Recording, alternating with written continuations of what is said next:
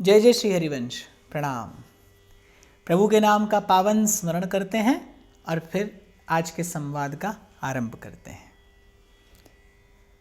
मुकुंद माधव गोविंद बोल, मुकुंद माधव गोविंद बोल, केशव माधव हरि हरि बोल, केशव माधव हरि हरि बोल।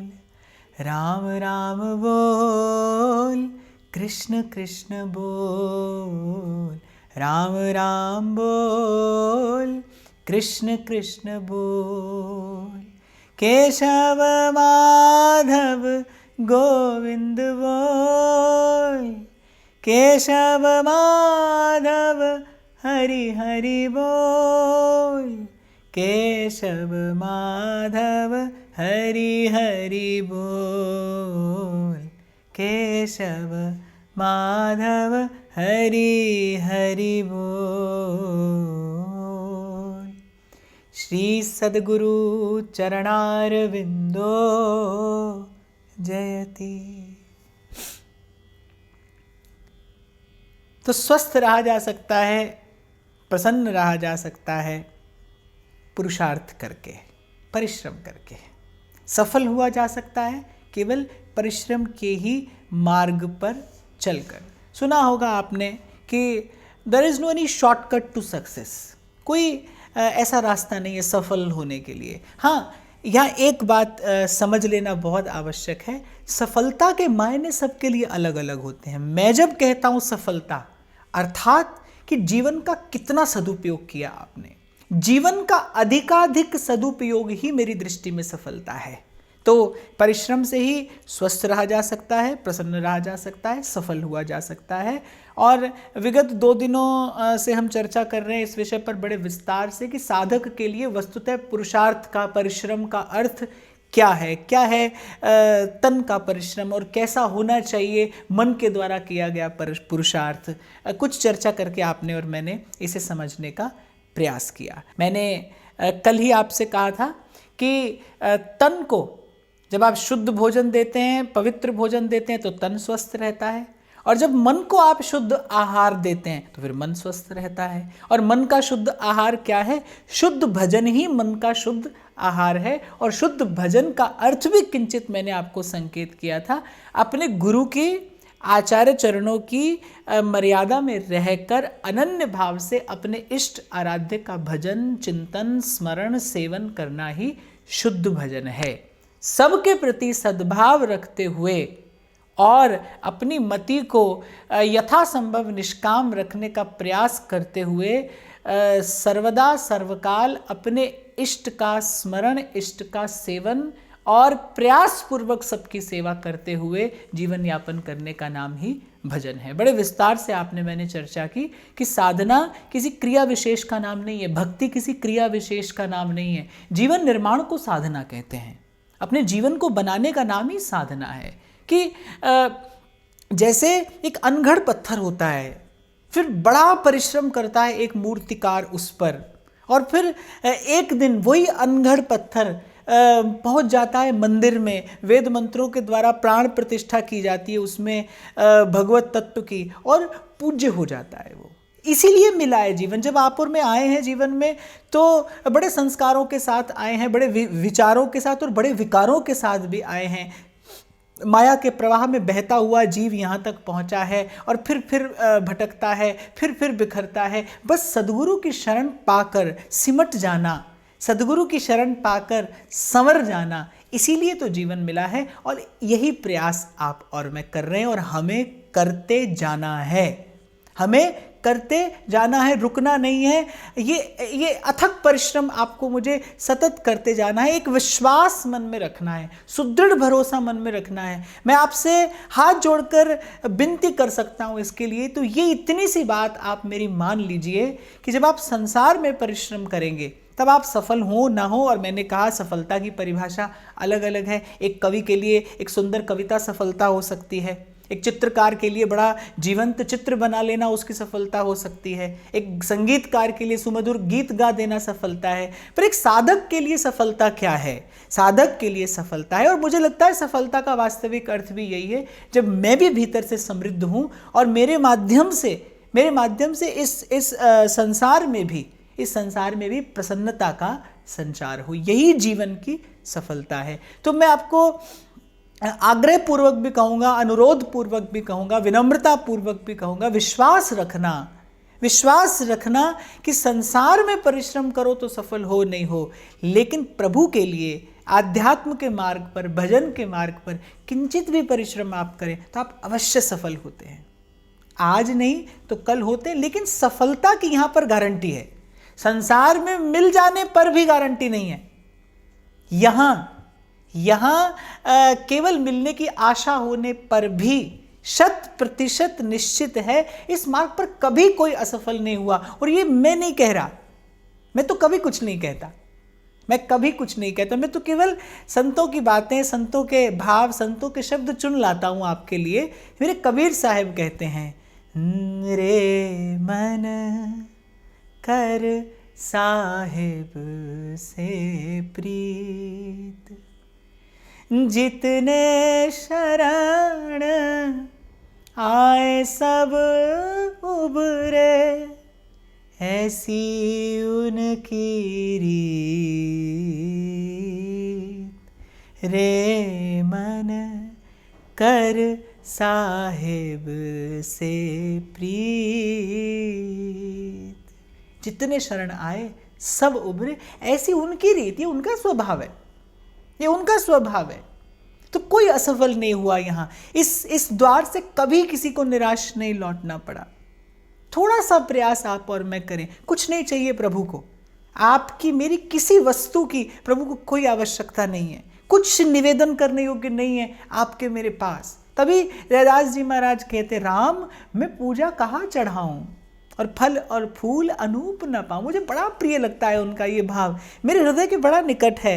रैदास जी महाराज जब प्रभु की ओर देखते हैं, जब प्रभु के स्वरूप का, स्वभाव का चिंतन करते हैं और फिर यहाँ संसार में देखते हैं, तब कहते हैं, राम मैं पूजा कहाँ चढ़ाऊं, फल और फूल अनूप न पाऊं। और कितने भाव से कहा उन्होंने कि थनहर दूध सो बछर जुठारी, जो दूध है वो बछड़े का जूठा है, और पुहुप भंवर जल मीन बिगारी, फूल को भंवरे ने जूठा कर दिया, जल मछली का जूठा है। मलया गिर बेधियो भुजंगा, चंदन निवेदन करने चला आपको तो देखा उस पर तो भयंकर विषधर सर्प लिपटे हैं, विष अमृत दो एक संगा। फिर कहते हैं थक कर हार कर कुछ नहीं मिला प्रभु आपको चढ़ाने के लिए, मन ही पूजा मन ही धूप, मन ही से सहज स्वरूप, राम में पूजा कहाँ चढ़ाऊं। ये जो श्वासों की संपत्ति मिली है ना आपको, मुझे इस संपत्ति का, इस धन का सदुपयोग करके इतना सुंदर बना ले आप और मैं अपना जीवन। जो शायद दूसरे दिन की चर्चा में मैंने आपसे कहा था कि प्रभु आकर्षित हो आपकी मेरी ओर, ध्यान जाए प्रभु का कि खिलाए मेरी बगिया में देखो कितना सुंदर पुष्प, इसे तो मुझे ही अपने हृदय से लगाना है। और कोई अतिशयोक्ति नहीं है भाई, कोई बहुत बड़ी बात मैं नहीं कह रहा। हाँ, ये सरल तो नहीं है लेकिन संभव है, हो सकता है ऐसा, आप और मैं चाहें तो हो सकता है। और मैं तो ये कहता हूँ कि आपके मेरे सामर्थ्य में ना हो ऐसा कर पाना, ऐसा कर पाना आपके मेरे सामर्थ्य में ना हो, सोच पाना तो आपके मेरे सामर्थ्य में है। सोच तो सकते हैं आप और मैं। कितने संसार के सुखों की कल्पना करते रहते हैं हम, बड़े बड़े संसार के भूल भुलैया बना लेते हैं हम अपने ही भीतर, अपने ही विचारों में। संसार के बड़े बड़े सुखों की कल्पना जीव करता रहता है और उसी भ्रम जाल में उलझा एक दिन त्रस्त होकर और समाप्त हो जाता है, जीवन समाप्त हो जाता है। अरे कितनी कल्पना करते हैं। मैं कहता हूँ चलो कल्पना ही करनी है तो फिर क्यों ना हम इस सुख की कल्पना कर लें। यदि हमें कल्पना ही करनी है तो क्यों ना हम इस सुख की कल्पना किया करें कि इतना सुंदर हो जाए मेरा जीवन, इतने सद्गुण भर जाए मेरे जीवन में, इतने सद्गुणों का विकास कर लूँ मैं संतों की, गुरु की कृपा से, कि एक दिन प्रभु मुझे खोजते खोजते आ जाए। क्यों कल्पना नहीं कर सकते आप और मैं मीरा जी सा होने की? क्यों शबरी जैसी भक्ति की आप और मैं कल्पना नहीं कर सकते? अरे सोचना ही तो है। संसार के लिए भी तो कितना सोचते हैं, भला बुरा कितना सोचते हैं। और संसार का विचार करने के बाद हाथ क्या आता है? दुख, द्वंद्व, दुविधा, उलझन, यही तो हाथ आता है। एक बार इस दिशा में प्रयास करके देखिए। कल्पना ही तो करनी है, सोचना ही तो है। हमारे यहाँ परिक्रमा मार्ग पर एक बाबा नित्य मधुकरी करके लाते थे और केवल ब्रजवासियों के घर से टूक लाते थे, रोटी का टुकड़ा लाते थे और जमुना जी को निवेदन करके पा लेते थे। एक बार उनके कोई मित्र महात्मा उनके पास में आ गए तो उन्होंने कहा कि महाराज मैं तो बस ये टूक मांग कर खाता हूँ। तो उनके मित्र महात्मा ने कहा कि मैं भी टूक ही पाऊंगा। तो वो क्या करते थे, कुछ दोनों में जमुना जी का जल भर लेते थे और बस उस रोटी को उस जल का स्पर्श कराते थे और पाते थे और साथ में ऐसा भी करते थे। तो उनके मित्र महात्मा हंसने लगे, बोले ये क्या कौतुक है? बोले मैं बस मन में कल्पना कर लेता हूँ, मैं मन में भावना कर लेता हूँ कि इसमें अमुक तरकारी है, इसमें अमुक साग है और बड़ा तीखा है।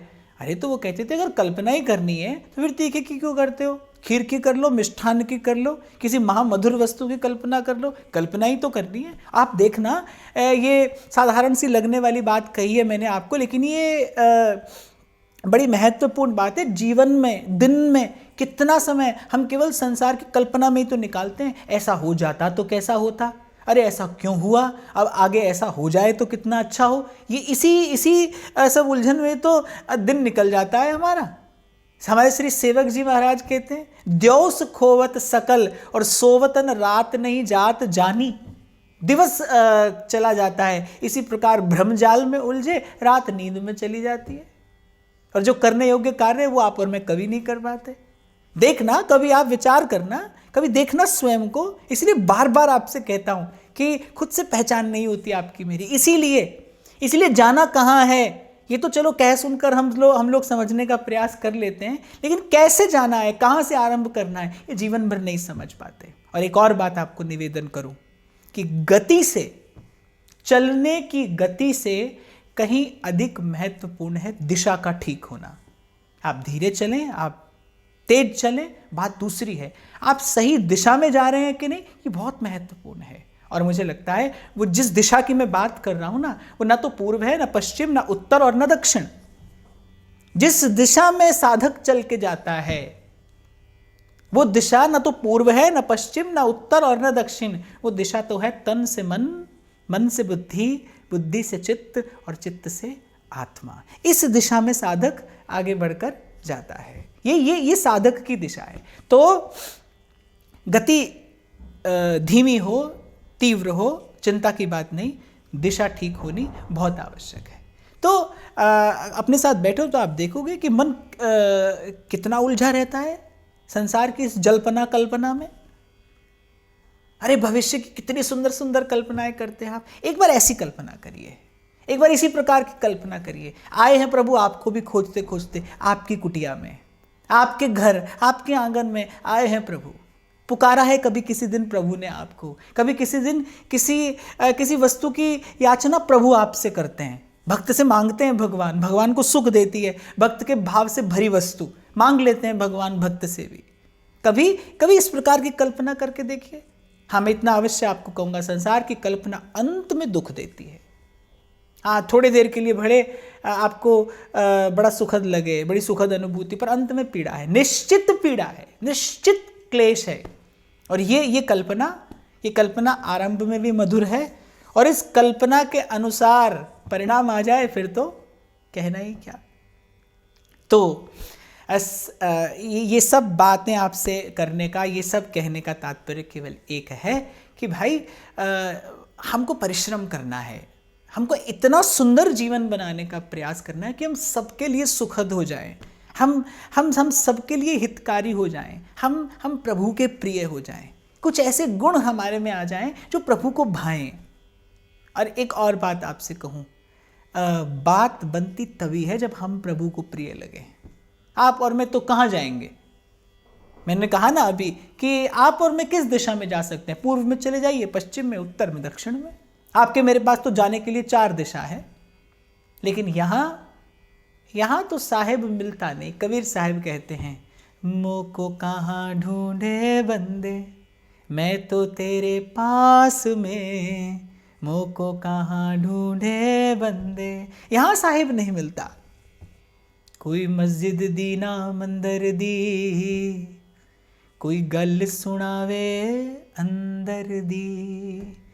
हमारी दिशा ये है, आपको मुझे इस दिशा में जाना है। और एक बात कहकर मैं आगे बढ़ता हूँ, वो ये कि चाहो तो ऐसा हो सकता है, सोचो तो ऐसा किया जा सकता है, इसे समझ लो तो कर पाना सरल है, कठिन नहीं है। तो पुरुषार्थ से भरा हो एक साधक का जीवन, वो तन से भी परिश्रमी हो, वो मन से भी पुरुषार्थी हो, साहसी हो, वो सज्ज हो सह लेने के लिए, वो तत्पर हो, वो निवेदन कर देने के लिए वो सदा प्रस्तुत हो। मैंने कल की चर्चा में शायद आपसे निवेदन किया था कि दुख कम नहीं होंगे भाई, दुख आलयम शाश्वतम, ऐसा शास्त्र कहते हैं। संसार का स्वरूप क्या है? एक तो दुख का घर है, और फिर एक और शब्द कहते हैं शाश्वतम, माने कल भी दुख का घर था, कल भी दुख का घर रहेगा। दुखालयम शाश्वतम, नानक दुखिया सब संसार, और सब में तो भाई सब आते हैं। मेरे महाप्रभु कहते हैं, जय श्री हित हरिवंश प्रपंच बंच सब काल व्याल को खायो। सब महाप्रभु तो एक और बड़ी प्यारी बात कहते हैं, मैं आपको बताऊं।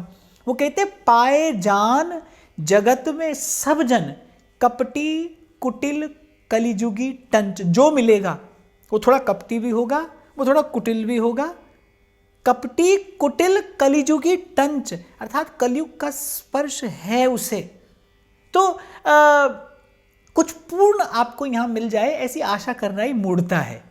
यहाँ कभी आपको सुख मिलेगा, पूर्ण सुख मिलेगा, ऐसी आशा करना, ऐसी कल्पना करना व्यर्थ है, मूढ़ता है, मूर्खता, समय और शक्ति का गंवाना है, और अपने आप को दुख के घेरे में फंसाना है। इसके अतिरिक्त और कुछ नहीं।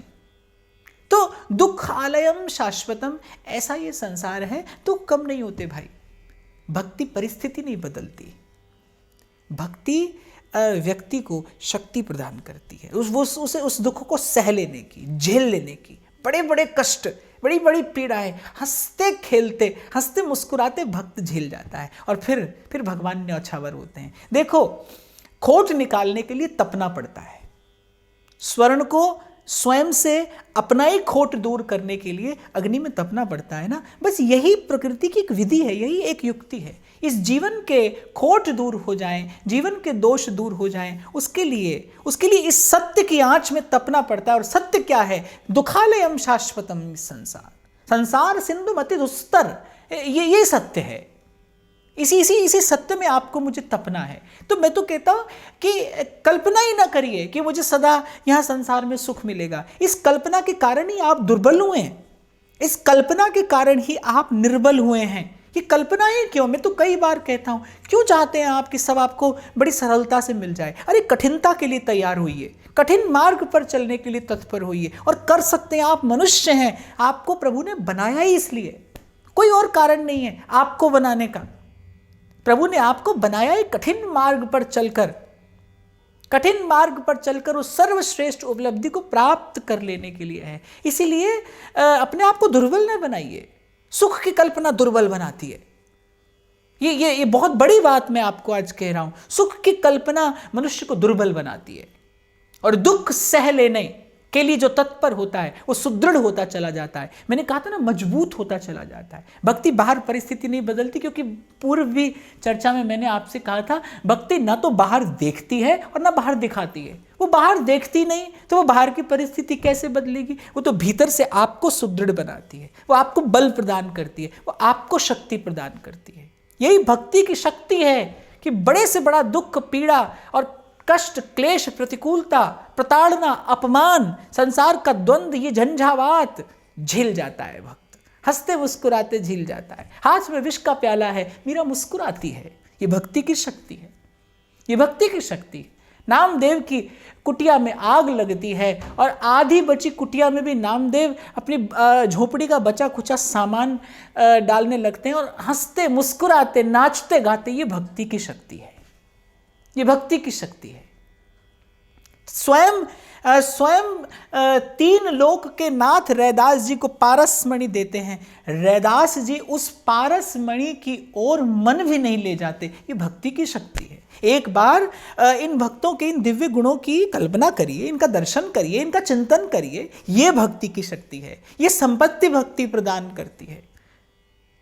प्राण हर लेने वाली पीड़ा से भी अधिक अपमान की पीड़ा, मृत्यु से भी अधिक पीड़ा द्रौपदी को भरी सभा में मिलती है। द्रौपदी क्षमा दान देती हैं। ये भक्ति की शक्ति है, ये भक्ति की शक्ति है। भक्ति यहाँ कार्य करती है, यहाँ कार्य करती है। और मैं तो एक और बात भी यहाँ पर निवेदन करूँगा। बड़ी हानि हुई धर्म और आध्यात्म के इस क्षेत्र में जब हमने भक्ति से अपनी सांसारिक परिस्थितियां बदलने की कल्पनाएं आरंभ की। ये जितने भी सकाम अनुष्ठान हैं, ये क्या है? अपने आप को भुलावे और छलावे में डालना है भाई। रत्ती घटे न तिल बढ़े, जो लिख दी करतार। भक्त का अनुभव मेरे लिए मान्य है। मैं किसी पोथी किताब की बात नहीं मानता। भक्त जो कहता है वो स्वीकार करता हूँ। और सूरदास जी कहते हैं, हो कर्मा की रेखा न्यारी रे, कर्मा की रेखा न्यारी रे, होनी हो के रहे रे, विधना टारे नाही टरे रे, विधना टारे नाही टरे। अरे सूरदास कहते हैं, सिया जी का हरण और मरण दशरथ का, अरे बन बन राम फिरे। राजा हरिश्चंद्र सतवादी राजा, नीच को नीर भरे रे, विधना टारे नाही टरे। कोई होंगे इनके समान शक्तिशाली लोग, प्रभुता संपन्न लोग, और समय का फेर, काल की गति क्या करते दिखाई पड़ते? सूरदास जी कह रहे ये है प्रारब्ध का बल, ये है विधि का विधान, ये है विधि का विधान। तो नहीं करती भक्ति यहाँ कार्य। इसीलिए मैं कई बार आपसे पहले भी चर्चा कर चुका, दुर्बल मत बनाइए स्वयं को कोरे सुख की कल्पना करते करते। नहीं आएगा यहाँ पर कभी सदा सुख। इसी द्वंद्व के मार्ग से होकर आपको मुझे जाना है। ये सब झेलते सहते हुए जाना है। और प्रभु ने आपको मुझे इस योग्य बनाया है। प्रभु ने भक्ति रूपी युक्ति दी है। प्रभु ने ये शक्ति आपको मुझे प्रदान की है। क्यों आप और मैं उलझे रहें उस कल्पना में? क्यों ना गुरु के बताए मार्ग पर चलकर आज से, अभी से स्वयं को सबल बनाने का प्रयास करें। टूटिए मत, घबराइए मत, अपने आप को बिखरने न दीजिए, अपने आप को बिखरने न दीजिए। आपका ध्यान मनसा वाचा कर्मणा केंद्रित रहे केवल अपने गुरु के वचन पर, उसके वाक्य पर, प्रभु की कृपा पर, हरि नाम पर, प्रभु की लीला पर। वजूद खार क्या है? गुल से नजरों का फिसल जाना। प्रभु से दृष्टि हटे तभी दुख है, प्रभु पर दृष्टि रखे तो आनंद ही आनंद है। और ये जो सब मैंने आपसे निवेदन किया, ये हमारे लिए है भाई, ये हमारे लिए है। इसी संसार में घटा है ये सब। ये जो घटनाएं मैंने आपको आज संकेत की, ये कोई कल्पना नहीं है, ये इतिहास है। इतिहास में अंकित है। इसी लोक में, इसी युग में, इसी संसार में ये घटनाएं घटी हैं। आपके मेरे साथ भी घट सकती हैं। और मैं फिर थोड़ा पीछे जाकर अपनी बात दोहराऊंगा कि आप और मैं ऐसी स्थिति प्राप्त नहीं कर सकते। प्राप्त करने का विचार तो कर सकते हैं।